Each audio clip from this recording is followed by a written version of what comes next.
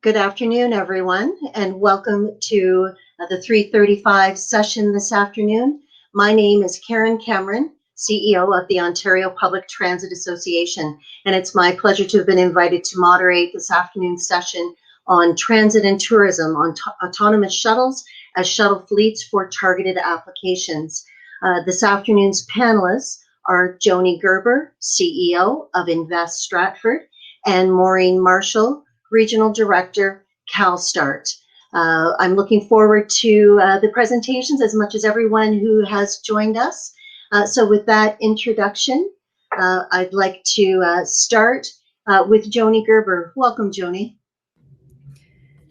Good afternoon, everyone, and thank you to the team from Ghg for having Invest Stratford here and myself to talk a little bit about transit and tourism and some of the work that we were doing on using autonomous shuttles with the specific application for tourism and the festival theatre here. So as you mentioned, I'm Joni Gerber, the CEO of Invest Stratford. Invest Stratford is the economic development corporation that represents the interests of the city. And I tell people it's the best job in the world. I get to travel and meet wonderful individuals and sell our fabulous city, and it's a great product. So thank you again for the invitation. So very quickly, Stratford has really positioned itself as being a test city or a living lab for technology and the technology revolution, if you will, of what is becoming the smart city and smart communities, and really with a focus on how we make our community better for its residents, its businesses, and its guests, using the technology that exists and the things we don't even know in terms of technology that exist or that don't exist yet. So very quickly, the Stratford advantage and why Stratford, what we hear from many of our companies and many of the tech trials and tests that we run talk a lot about the size. So Stratford is almost 35,000 people, 28 stop-lit intersections over 14 square kilometers. So, if you'd asked me 5 years ago if I knew how many stoplights were in the city of Stratford, and I've lived here all my life, I would have had no idea, but there are 28. So fun fact, there will be a test at the end. In terms of the community itself, a lot of interesting traffic-related components, which make it a high profile or an ideal place for various transportation, autonomous and connected technology to test. Lots of railway crossings, roundabouts, intersections, and interestingly enough, and we'll talk about this in a minute with respect to tourism, one of the things that is very unique about Stratford is that, like I said, we're about 35,000 people in the shoulder seasons and through the winter, and our population welcomes 1.5 million visitors through the summer seasons and the festival season. So it's a great dynamic for testing vehicle technology when there are one or two people on the sidewalk versus when there are, 100 or 200 individuals on the sidewalk. For those of you that don't know, Stratford is in southwestern Ontario. It's a geographic region blessed with lots of different weather conditions. Today it's 28 degrees, a little bit windy, but if we were in January, it might be 15 to 20 centimeters of snow falling, followed by a day of sleet and rain. So in terms of topography and weather, we've got a lot to offer. The other ideal component of Stratford is, of course, the auto manufacturing hub and then the Toronto-Waterloo Tech Corridor.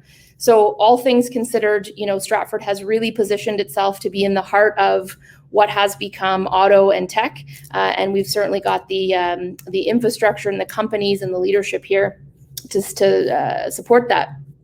Very quickly on infrastructure. In the early 2000s, when the hydro utility started to deregulate, Stratford saw that as an opportunity to not only use Wi-Fi to support the collection of hydroelectric data, but also as an entrepreneurship opportunity. And therein lies our journey through to becoming the province's autonomous vehicle demonstration zone, leading the way in terms of DSRC and 5G capabilities. Infrastructure here is wired and ready to go, and the municipality actually owns the data utility and the electric utility. So we're able to work very quickly and quite nimbly in terms of implementing a number of special projects. And then I'll just finish up this slide and put some emphasis on leadership. So leadership in terms of technology and the willingness to try certainly begins at the top. And I give the mayor and council, not only this current one, but those in the past, a great deal of credit to see that, you have to be bold, you have to be willing to try, and using a municipality in an entrepreneurial way or as a living lab requires a bit of chutzpah, if you will, or a bit of risk tolerance. And so I'm really pleased to live in a community like this, to represent a community like this. And I think that idea that like attracts like, if we behave entrepreneurially, we're going to attract a lot of great entrepreneurial and startup companies. And we've certainly seen that over the years. So then in terms of our Itour Stratford Autonomous Shuttle project, the objective is there. Stratford welcomes 1.5 million visitors a year, and our festival sells about 500,000 tickets and has annual patrons between 4 different theaters and in the downtown core every year. So this project started back in 2018 and was funded in part by FedDev Ontario, which was fabulous. They came to the table with a large component of this money, but it did leverage $1 million from Festival Hydro, which I mentioned is the city's municipally owned electric utility, the Stratford Festival, the Stratford Tourism Alliance, the city, and then the Automotive Parts Manufacturers Association. So that partnership was critical to getting the project started and off the ground. The overall purpose, certainly, as I mentioned, was to move the 500,000 plus annual patrons between the 4 theaters into the downtown core.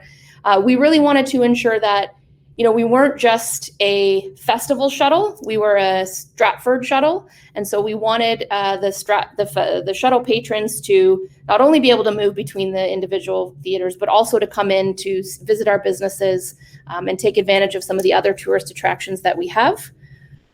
One of the other key components of this was increasing the mobility and accessibility of the community. So for those that have some trouble, walking from place to place, this was going to be a really helpful component for that as well. And you'll see there we've got a number of different assets that are within that downtown core that we really wanted to highlight.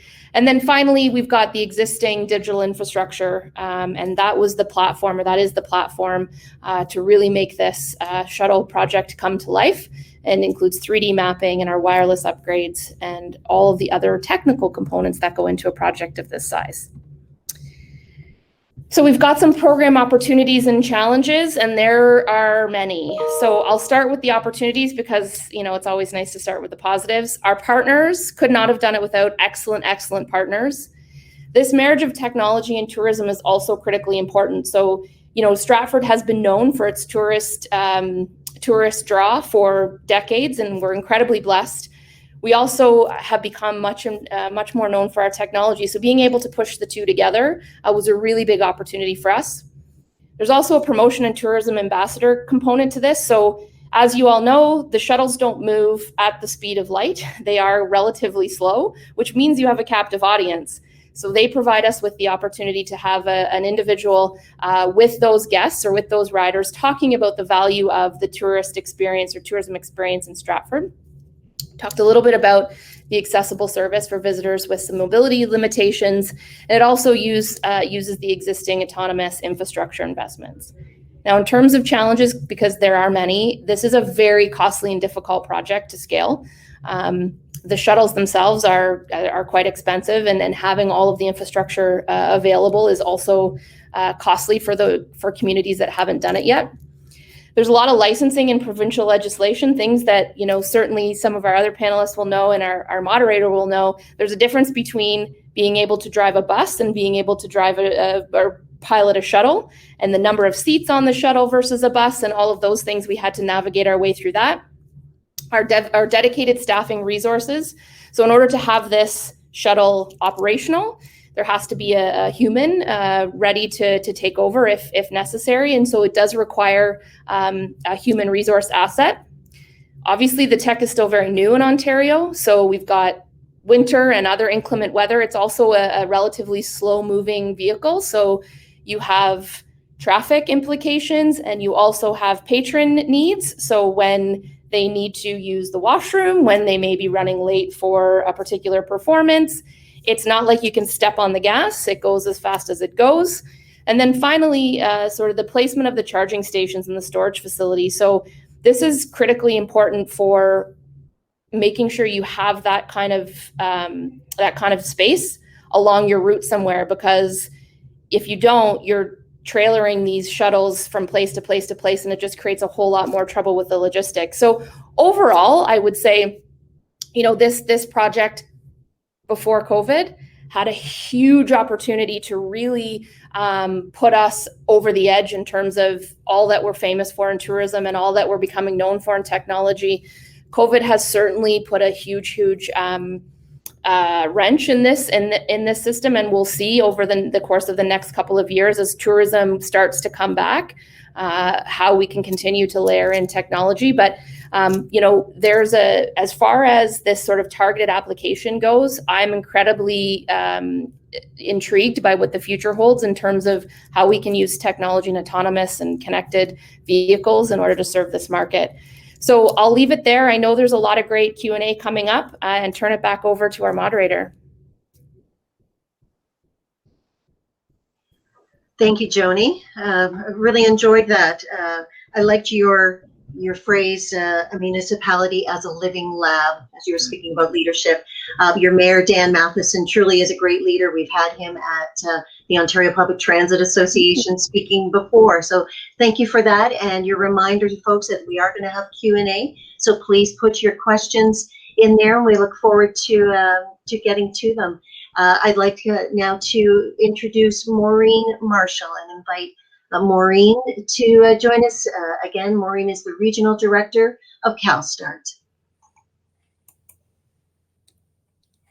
Thank you, Karen, for that great introduction. So yes, I'm very pleased here to join Joni and talk about where shuttles are being entered into the market and really featuring targeted applications. And as Karen mentioned, I'm Maureen Marshall. I'm the Midwest Regional Director for CalStart. And with that, I'd like to give you an overview of CalStart for the audience members that are not familiar. We are a nonprofit located and headquartered in Pasadena, California. We have 9 offices across the United States. Being the Midwest Regional Director, I reside in Michigan, just south of Canada. So really excited to be here today. We have regional offices also in New York, and then 6 additional satellite offices where each of our activities are run out of. We focus on the transforming transportation for goods. So we're focused on cars, medium and heavy duty commercial vehicles, trucks, buses, on-road, off-road. We also focus a lot on the fuels and infrastructure piece of making sure we're transforming transportation for good with the right solution. And then we also have added maritime into our portfolio. We are a member-led coalition, much like Ghg, and I'm pleased to announce today we are at over 280 members to date across OEMs, the supply chains, Tier 1, Tier 2.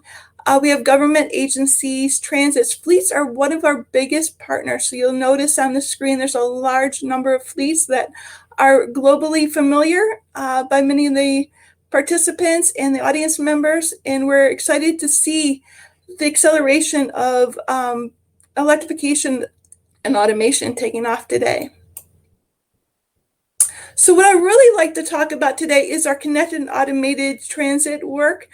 We have what we call our KTUF, our Connected and Automated Transit Users Forums. It's really focused on accelerating the needs around automation when it comes to the end user. And so we're working really closely with the transit providers, fleet owners, OEMs, and suppliers about really bringing the autonomous shuttle deployments from beyond the pilots and demonstration onto full commercialization. So we're really focused around those needs of the end user. And when I say that, transits are really excited about the technology, but they need to also make sure that the vehicles are crash-worthy, safe, they're accessible, providing accessibility for all, and allow for that human-machine interface mechanism, making sure that the riders are familiar and aware of their surroundings, where the next stops are coming, speaking to those that are have hearing disabilities or need other forms of communication, be it blind or deaf. We're working on policy and infrastructure needs, looking at bringing funding. As Joni mentioned, these are costly endeavors, so we're really working to bring funding into the play. We're working at helping transits plan for automation, and then ensuring safety for all, because I would say AV equals EV. So you bring in that zero emission component, but it also brings in the safety aspect, because with autonomous vehicles, you have all the LiDAR, radar, camera sensors, and you get the 360 view of the world around you. We're working on evolutionary strategies for connected and automated vehicle adoption, so providing education and outreach and operational planning to transits and transit providers. So one of our key groups is our KTUF Users Forum, really focused on the next generation purpose-built transit AV vehicle. We're working with over 18 different transits from across the United States, from California to Florida, up through Michigan and Ohio. We're really sitting down and talking about those challenges and barriers and what those needs are. And through this group, we've been able to identify 85 plus key performance parameters for the next generation shuttle.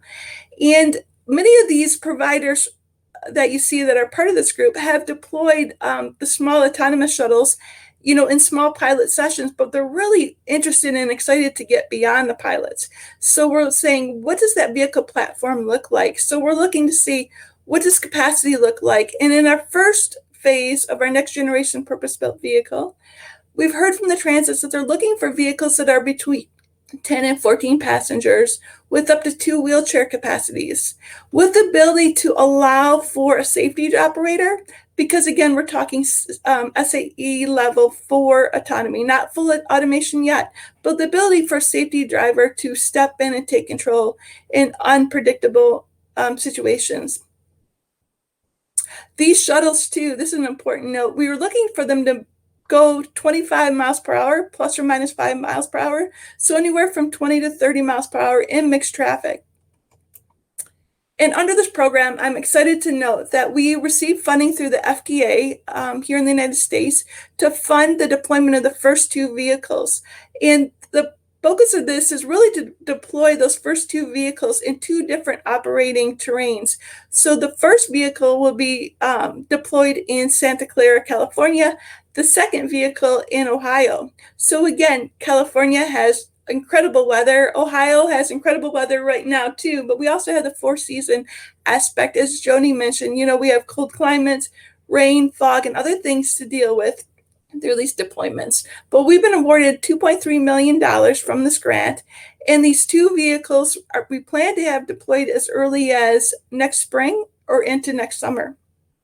We're working to improve transportation operations, provide the community better service, and again, proving out these 2 vehicles, not focused on the technology aspect. We think technology is there, but really focused around accessibility and crashworthiness. We're working to collect data and reporting to help inform other providers and communities about these vehicles and deployments. And then we really want to get increased access for those that don't have access to transportation today, be it senior students and individuals with limited mobility. And we're hoping that this effort also accelerates up to 25 plus different vehicles. We've, on a special note, going back here, we have gone through an RFI and RFP process, which just closed out early last month, and we're hoping to select the first vendor for these vehicles. So more news to come in the future.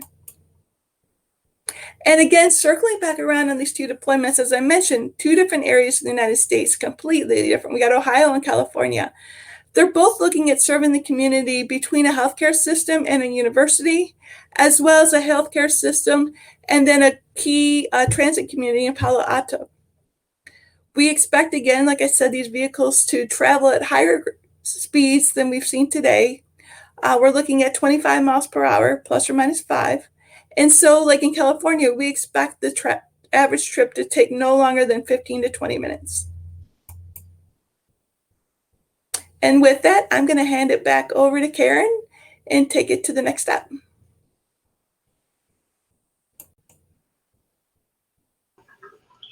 Wonderful. Thank you, Maureen. I noted a couple of times your reference to accessibility as well. So perhaps through the Q&A, as we have the next over a half an hour for the Q&A, maybe we'll get to touch on that too. And I see we're getting questions about deployment. So let's jump in and get to some of those questions. I wanted to start out by asking how the deployment of these shuttles over short routes help with GHG reduction. We're obviously, this is an autonomous shuttle session, but with Qtrik and CalStart, GHG reduction, obviously a big focus. Joni, can I start with you on that GHG angle? I'm so sorry. By a year in, you'd think I'd remember to take myself off mute. So in terms of GHG reduction, it wasn't the impetus, if you will, of our project. And much of our data would be somewhat anecdotal. But what we do know are that the 4 festivals in Stratford, for the sort of general user, the demographic patron, would require a car to travel from one to the other. And so the idea with the shuttle technology was to help alleviate some of that. You could park at one festival or one theater venue and be able to use the shuttle to get to the other 3. I think now, as we move forward, that notion of the environmental and conservancy components will become more and more important.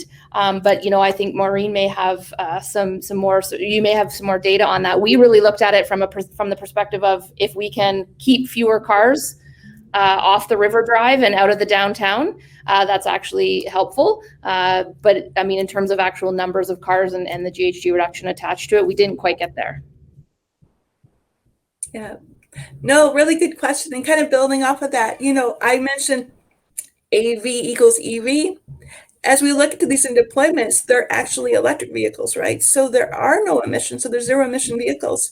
And so not only are you reducing emissions, from a very high quantity based on what other vehicle you're taking off the road, but you're reducing it down to 0, but you're reducing VMT, vehicle miles traveled.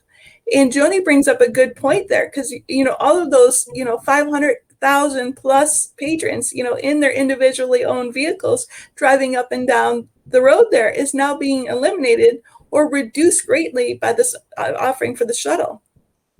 And so it's kind of twofold. You're reducing greenhouse gas emissions as well as vehicle miles traveled and allowing patrons to move from point A to B to C to D in the case of the 4 different venues with less congestion. So it's a good opportunity all around. Wonderful. I want to pick up on the specifically the tourism aspect. I mean, with COVID over the last year, so many communities rely on tourism, and it's on top of the other impacts for those communities, and even bigger impact, obviously. So I wanted to ask how, for each of your different deployments and applications, how do these autonomous shuttle fleets fit into the tourist and specialized purpose landscape? Again, Joni, specifically to Stratford.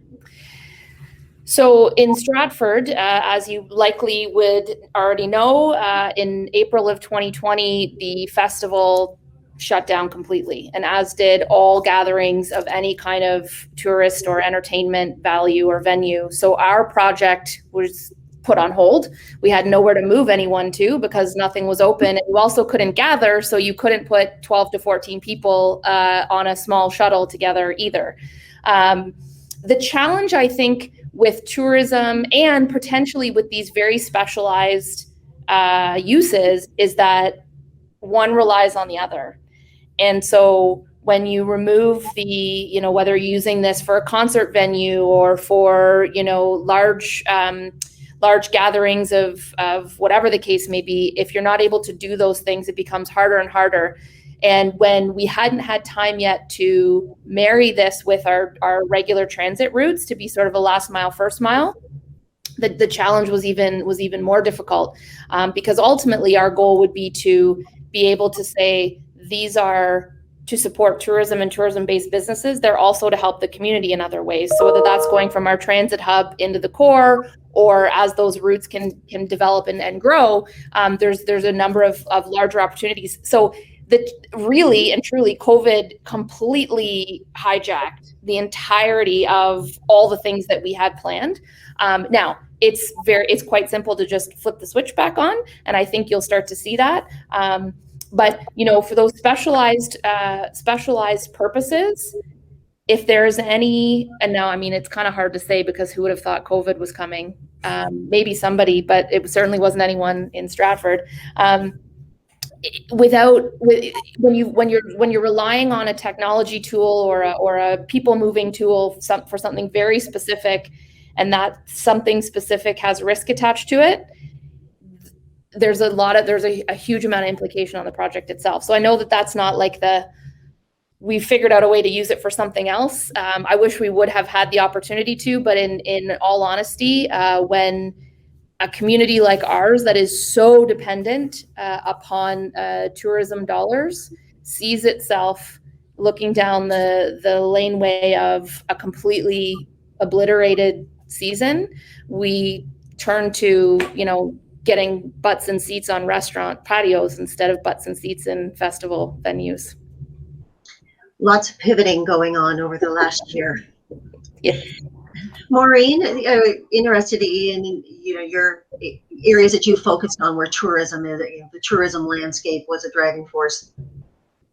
Yeah, well, for us, it's really was focused around providing accessibility to more patrons. So our focus right now on these two deployments that I talked about is really about getting people to their medical appointments, getting people to those situations that they need to, you know, you got medical, you got work, you got bank, you know, anything that is an essential piece of transportation. Now, I'm not going to say we got lucky with the silver or crystal ball here with our timing in our program, but, you know, we started laying out the key performance parameters and released them probably within 3 weeks of the lockdowns. And when I say that, it gave us the opportunity to build in handling of passengers, handling of pandemic issues and sterilizations and materials to handle the sprays or whatever's used on the interiors ahead of time. So when we went into our RFI process, we already had kind of a basic understanding of what those needs would be, and we got really close there, right? And so as we get into this RFP for a release, you know, in early next year, when hopefully COVID is in the history books, I think we beat it all. You know, we're going to have not issues getting people back to transit. People rely on transit. We need to ensure that transit is safe, secure, and clean.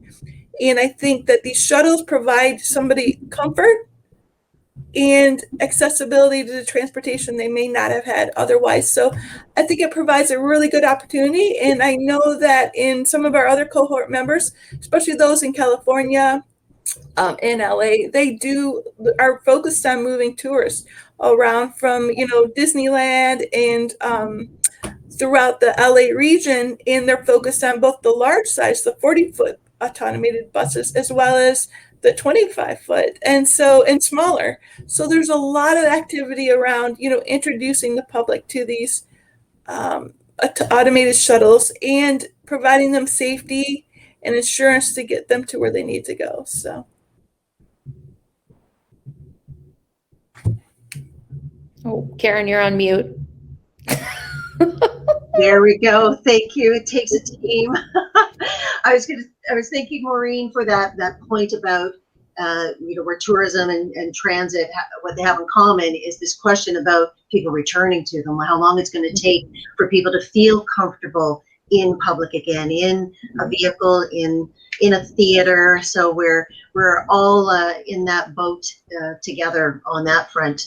Maureen, I'm going to stick with you because I want to ask about the infrastructure piece. As I was researching for today, I mean, who knew that the kind of traffic lights that you have at Stratford, it puts you as one of three communities, I guess, talking from a Canadian perspective. Stratford had some unique infrastructure there that made you a good deployment site. But Maureen, maybe you can help us understand, all of that infrastructure that's necessary for these kinds of projects.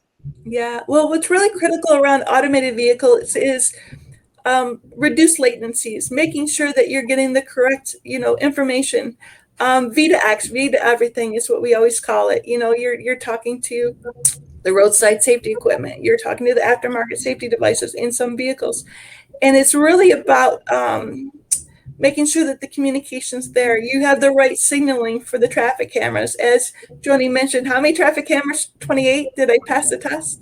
Mm-hmm. All right. So think about trying to manage 28 different, signals and understanding when that light's going from yellow to red and then red to green and then, managing that traffic. The one thing that we're up against too is a change in the connected communications. We're going from a DSRC, which is dedicated a short range communication, 5.9 gigahertz, to a cellular network, 5G. And so this is just getting rolled out. And again, most communities and most of these early pilots and demonstrations have relied on 5.9 gigahertz.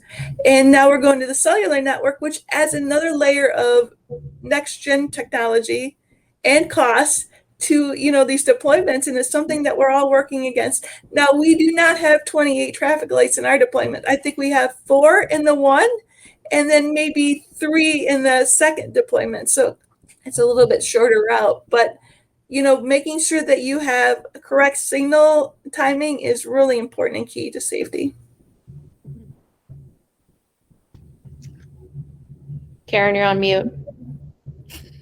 Again, thank you. Joni, I was going to ask you where Stratford was at then, that have all the civil work that needs to be done in order to get you close to your deployment. How did that go?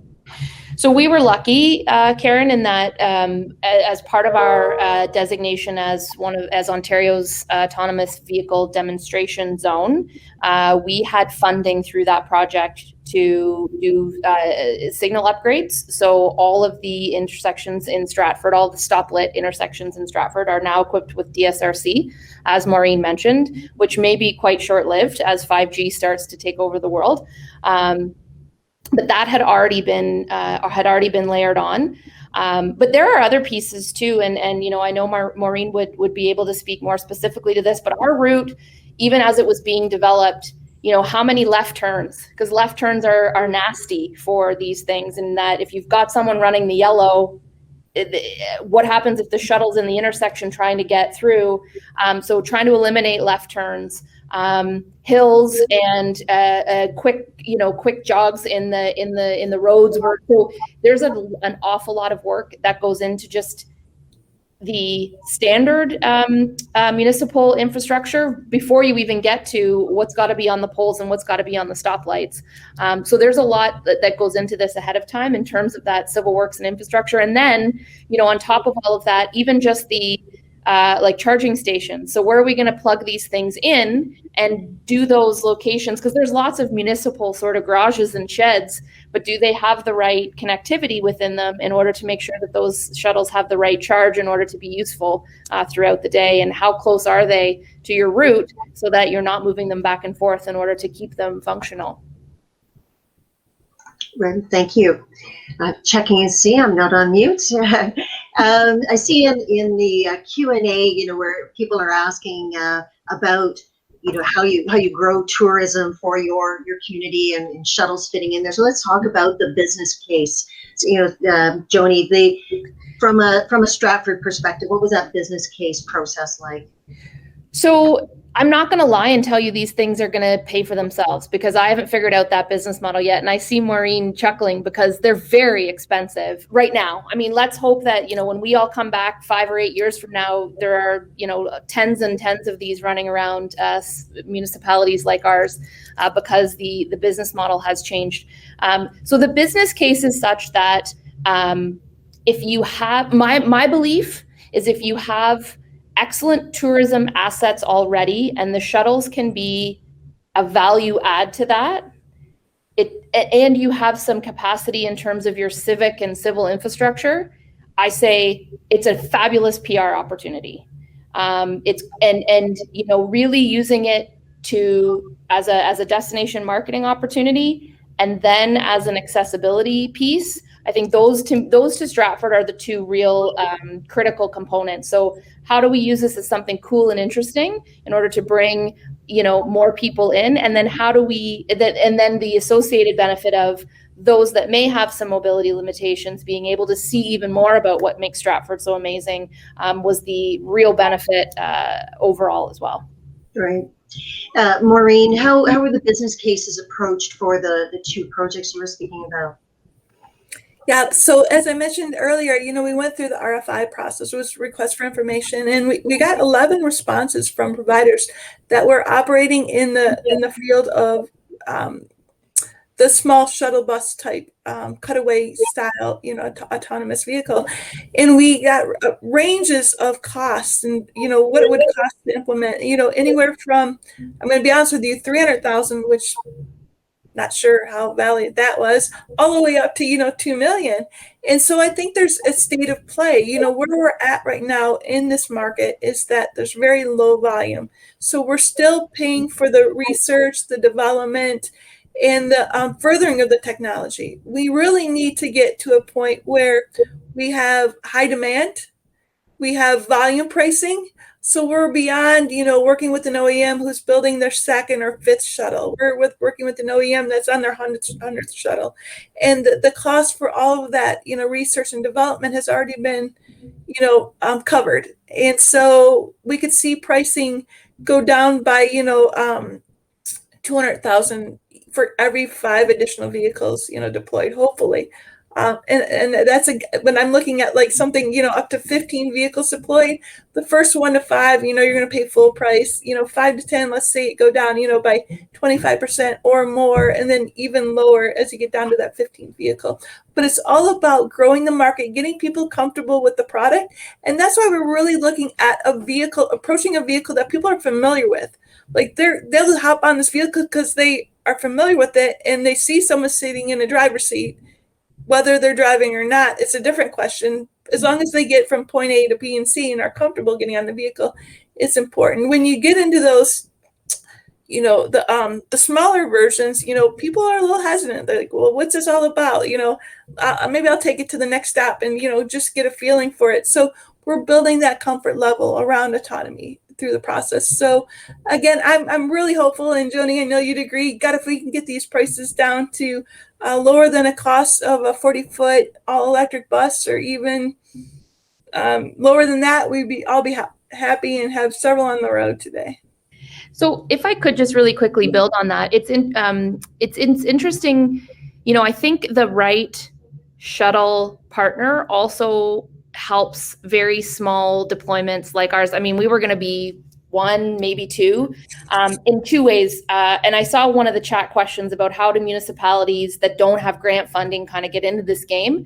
So find a partner that's willing to work with you. And for us, I mean, at the time that was the team from Easy Mile. We said, here's our budget.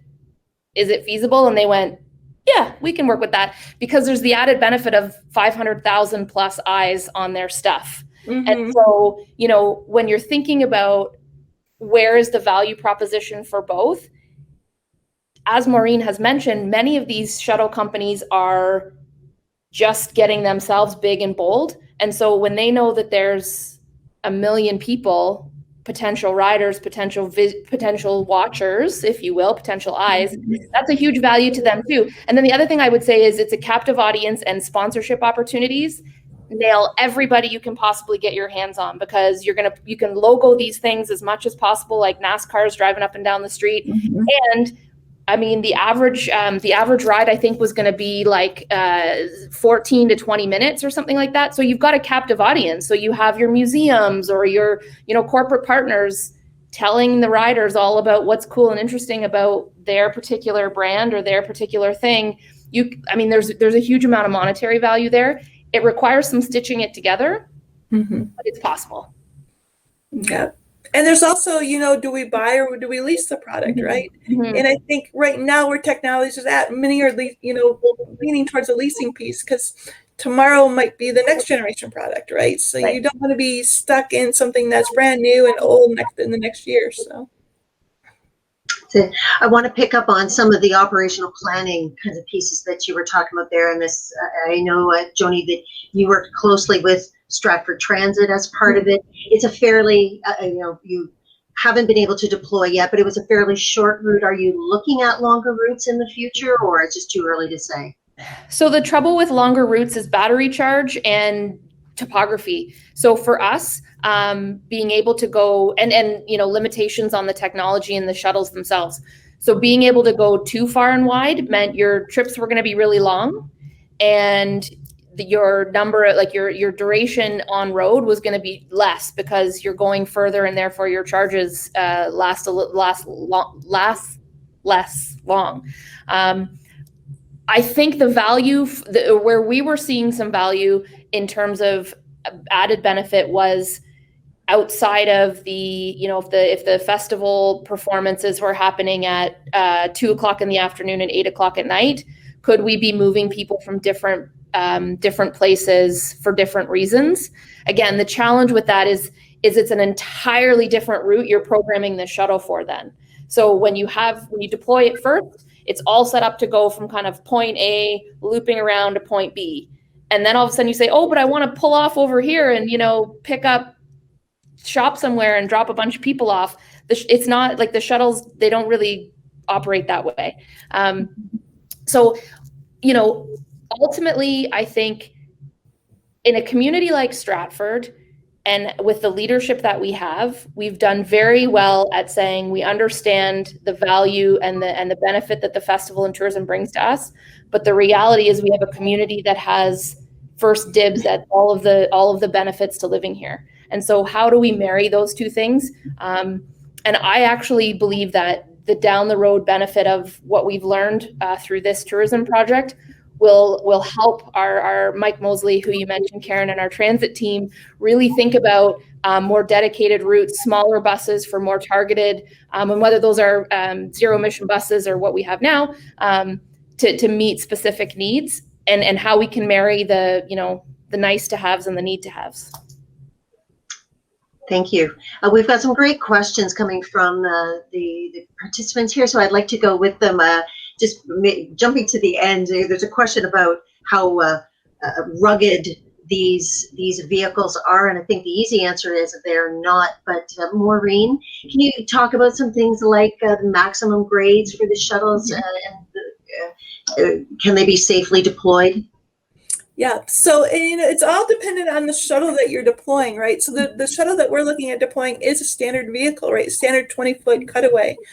So it passes all. We have to go through Altoona testing in America, and it's a rugged testing. But that testing, let me make sure that everyone's aware, does not include the automation component. Like, you could go through Altoona testing with your automated package or your automation kit on the vehicle, but they're really not going to test it for durability yet. That's something that we're working on when we talk about policies and safety and testing. My feeling is if you go with the standardized vehicle, it will be able to handle every day, all day driving in every instance that you're familiar with. When you get to the smaller shuttle deployment, and Joni, I think you're going with the Easy Mile, the small, was it Easy 10? Is that what it's called? Or I forget what they're called. So I apologize. Yep, smaller shuttles. Yep. Yeah. Now that might have a little bit more difficulty with grade and with handling different, road conditions than a standard vehicle. I would have to go back in my notes to understand exactly what grades it would take. But again, I know that they would probably need a little bit more care. And, as Joni mentioned, even a left-hand turn is difficult because of the speed in which they're turning. It has nothing to do with the road or the terrain, but it's something to consider that these vehicles are running really slow, and you kind of need that propulsion to get up a steep grade, and you need that propulsion to maybe make it over a large pothole. It's something that these are edge cases that we're still learning. Yeah. Lots of learning still going on. I'm going back to some of the questions here, and I like the one about data. So what kind of data is being collected and evaluated to determine the value of AV shuttle deployments? So I can only speak in our case, and I know Maureen will have more technical expertise than I do. For us, the ridership and the demographic was going to be critically important, and where individuals were kind of getting off and getting on, because I think what we have, the opportunities that these types of deployments bring, in addition to all the various data collection technology that's out there, is human behavior patterns, and how we can use those human behavior patterns to understand how to provide more benefit to our retailers, how to provide more benefit to our downtown core restaurants and hospitality businesses. So, the human behavior piece was very, very interesting for us. Also, for our festival partners, where are people getting on and off? Was it useful? Was it not useful? And again, it's the captive audience, right? So the first ride is going to be, "Ooh, this is cool. There's no driver." The second one is going to be, "Where are you from? What are you doing here? How long are you staying?" So, we intentionally positioned tourism ambassadors as our quote unquote drivers, or I mean, it's like a Nintendo controller really, as the steering wheel, but because we wanted them to gather that where are you from, and the tourism human behavior data. But in terms of the actual data, I'm guessing Maureen will know better. Maureen, over to you for telemetry and all the rest. Yeah, no, well, I mean, Joni brings up a good point. I mean, the user experience is really critical because we have to understand what draws a user to the platform again and again and again. So that is a critical piece, and I will say we will be collecting that as well. False positives. There's so many different edge cases that we haven't even experienced in these deployments. We have to understand the use cases, like how many times has the vehicle stopped for something that we can't see, but the LiDAR and the radar and the cameras can see. Yeah. What are incidences, is it able to disseminate a bike versus like a grocery bag floating in the air? We want to really understand too, how long we can stay in autonomous mode. Like how often does the safety driver or the attendant, have to step in and kind of take over? Like, what are those situations? What are those conditions? I mean, we can already guess that it's an emergency situation on the side of the road. It's an unintended construction blockage or something happening in front of the vehicle that, we all experience driving day to day, but this vehicle itself isn't trained to, maneuver around. I think that we're going to bring a lot of education to the future deployments and the improvement of AVs. When it comes to connectivity, did we lose communication when we went around a major building or a major thoroughfare due to crosstalk or, signal canceling? And what caused that? How can we mitigate that? Do we need to put new antennas up? There's so many things that we're going to be collecting data on, and I actually am delivering a data management plan as part of the team to the FDA. Just, getting full approval on what's going to be collected. Infrastructure is a big piece too.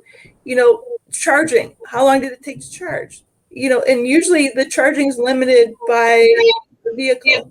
Mm-hmm. So it's something that we need to monitor and understand, because we're looking at going 150 miles for our range of our vehicle without opportunity charging. So what is that going to look like? Can we do it? How can we achieve it?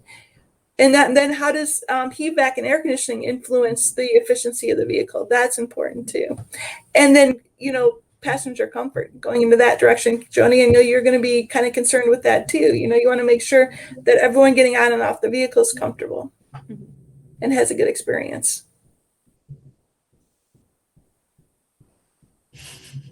There we go. I see we're getting questions about the length of the time where folks are at with each of these deployments, what you're learning along the way, milestones. Maureen, can you maybe recap again then for the deployments, the two that you were talking about, where each of those are in that along that path? Yeah, so we're just coming through our RFP process, and we're hoping to have the first vehicles on the road as early as next February, so February of 2022, or as late as August 2022. Again, we're targeting the sooner the better. And we hope to have the product and the findings from the project by the end of 2023. Okay. But the goal is to continue the projects and be an incubator for more deployments. So. Okay. And Joni, just to clarify then, and where, last March and April when everything was shut down, where were you in the plans there? And now are you considering something phased? Like, what's the timing that you're looking at now? So in March or April of 2020, we had our vendors done, our routes were built. The DSRC was going in, and we would have had shuttles on the road for the 2020 theater season.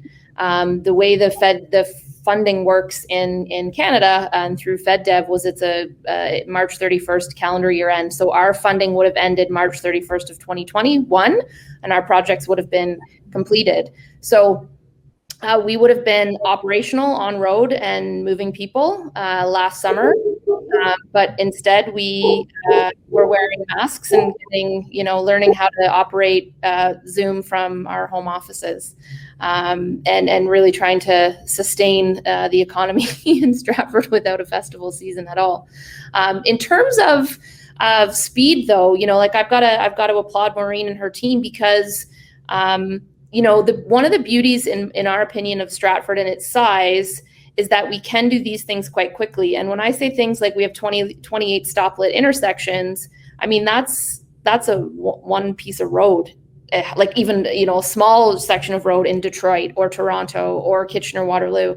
And so that kind of question of scale and how other municipalities can do these kinds of things, whether they're about tourism or about something else, the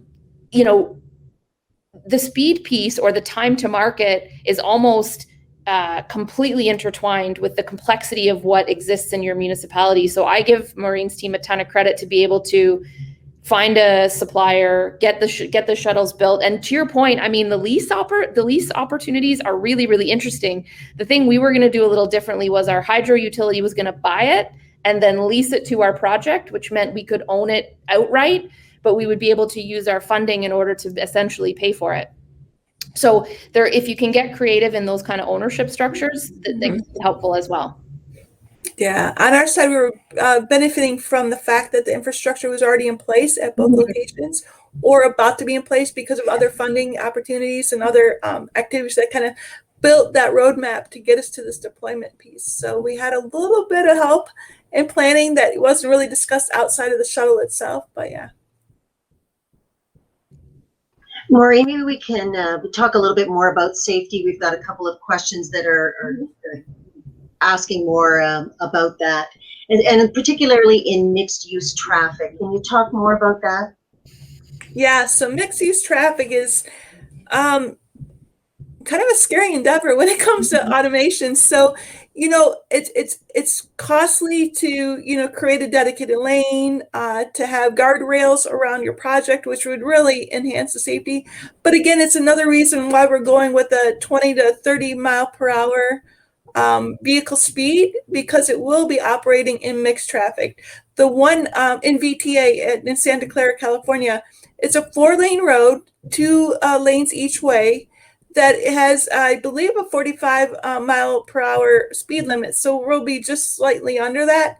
But again, we wouldn't be creeping at a 15 mile per hour in a vehicle like that. We'll at least somewhat mix in. I think it's important to stick with one lane and have good marking as to where the vehicle will be starting and stopping and picking up passengers as well as traveling.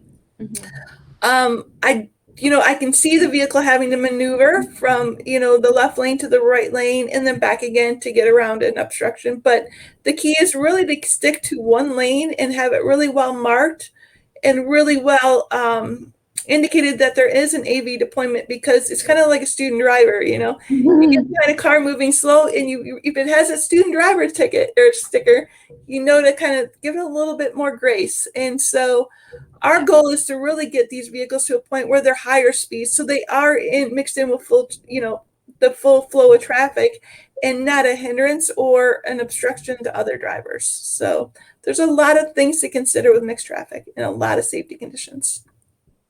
If it's any consolation, just really quickly, Karen. So one thing we had to consider was swans. Because our shuttle is going to go along the river. And if you've ever been in Stratford or anywhere that has swans or waterfowl or geese, they own the road. So you can run me over or you can wait, but I'm not going to wait for you. And so, that interestingly enough, if you're using these in a very particular area that has any kind of wildlife, that's another interesting unknown. And I can't even imagine what it would look and sound like if, the promotional autonomous vehicle clipped a swan. Or even, what does a feather do to a vehicle? How does a vehicle respond to a feather floating in the air? Yeah. Great advice. No end of the problems. Maureen, something you said reminded me of asking about passenger securement, and maybe from an accessibility perspective, what should folks think about there? So we're really working to getting to the point where the driver that's in a mobility device does not require assistance to get on board, secured, and off of a vehicle. We want them to feel independent. And so we're working with, through our RFP, looking at various solutions, really trying to get that automated ramp solution, as well as automated securement. There's technology out there. Qstraint is one of the key manufacturers when it comes to automated securements, but there's so many different variations of mobility devices out there. You really got to figure out, how do you design this solution that fits all? And there's still a lot of technology and development and design that needs to be had to get to the point where someone needing mobility assistance feels independent. Wonderful. Joni, you haven't had a chance to operationalize, but from a user experience and accessibility perspective, what were the conversations you had in Stratford? So because we had our transit team at the table on this, they were able to offer an awful lot of guidance and support. There are a number of various legislations, the accessibility acts and things like that, and what is fully accessible, what is not. Does your shuttle go all the way down to the ground so that the actual entrance is completely flat, or do you need a ramp or some sort of component? And then, to Maureen's point, is it, is it a wheelchair? Is it a walker? Or is it some other mobility device? And then how is that secured? Even the device inside the shuttle. So there's a lot of things to think about. And then how do you promote it? Because there's a big difference to be able to say, this is completely accessible and promote it that way, and then find out that, an individual actually couldn't access the unit on their own, and the challenges that creates. So, and I would imagine, and I would say that over time, we're going to see these shuttles being even more important, for those who may have visual impairments. The opportunities that exist are huge, and not specific to our shuttles, obviously, but for regular human interaction with driving, I think will be very, very interesting. Mm-hmm. We also have a good question about fares. Now, in the case of Stratford, there was no additional fare, was there? This wasn't going to be, integrated with the transit system in terms of fares? Nope, free. It was a free pilot, and specifically because it was dedicated directly to tourism, engaging with business, engaging with the festivals. So this particular one was free and did not have any fares attached. Maureen, what were the fares like for the two pilots? Yeah, well, we really haven't discussed fares yet. Both of the transit authorities that we're working with are offering free fares today because of COVID. But we do reference them as going into operational revenue service. So eventually there might be a revenue component about those services, but it hasn't been determined yet. Okay, well, we only have a minute or so left. We've covered a lot of territory. Joni, any last thoughts specifically from a tourism perspective? I can think of so many communities. I'm in Niagara, very close to Niagara on the lake. The inability to park down there is just incredible. So some last thoughts from advice from a tourism perspective. Yeah, so I would say, as always, make sure your technology is solving a problem. Don't create a problem for your technology to solve. And so in Niagara's case, I mean, what a cool way to ingratiate some of your wineries so you can eliminate any of the issues that come along with drinking and driving. I mean, but make sure that, again, you're solving a problem that already exists. And there's lots in tourism and visitors. I can guarantee you of that. So that would, I mean, overall, at the end of the day, make sure you're solving a problem. Great advice. Maureen, you're our technology guru. Some last advice for those who are just dipping their toe into thinking about how autonomous shuttles fit. I think the key is really, we have a 6-step process we've laid out, which I could share if anyone wants it, just reach out to me. But the key is communicate, and inform. You need to communicate with all key stakeholders, all partners, anyone, the riders, everyone from first responders to the riders and all. Communications from start to finish throughout the deployment is critical. Wonderful. Maureen, I'll give you an opportunity for a few pitches if people are going to be doing some research and following up. What direction would you point them in? I would say that there's a lot of opportunity and information. The U.S. Access Board is big with AV shuttle deployment. They can also reach out to me anytime. We have a website called the Clean Transit Information Network, where we put all of our transit and connected and automated information on in our guidance documents. Those are 2 critical areas in the time frame we have that I would definitely showcase. Okay, wonderful. Well, I think we're at the end. I want to thank Ghg for putting this session together. A great choice of presenters. Thank you for sharing so much, and it was my pleasure to moderate today. Thank you for everyone who participated. Bye now.